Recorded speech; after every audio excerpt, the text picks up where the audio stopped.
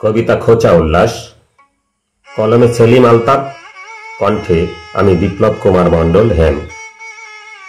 একাকী নৌকায় ভেসে যায় যত খসে পড়া দুঃখ সময়, চোখের নদীতে জাগে গভীর ছলাতে ঢেউয়ের চলাচল, অনুভব ঘরে জমা অগণন নীলছে দীর্ঘশ্বাস বসবাস, হাত বাড়িয়ে থামাবার মতো নেই কেউ আপন বিভাস। মনের বাগানে ফোটে ক্যাকটাস ফুলের অপরূপ শোভা, ছুতে চাইলেই কাটারা মেতে ওঠে সহসা খোঁচা উল্লাসে। তখন অনুভবে রক্তক্ষরণ হয় নির্মম, কষ্ট প্রহর আবাহনে, ঝিমনো আবেগ ভাঁজ ভাঙে না কিছুতে কোনো সুখ বিলাসে। এতটা দুঃখ নিয়ে কিভাবে থাকা যায় একা পথ পরিক্রমায়, চোখের নদীটায় স্রোতে ভাসতে ভাসতে হবে কি চলা শেষ, পরিশুদ্ধ আলোয় কচি পাতা স্নাত হয়ে হবে কি সব পরিশেষ।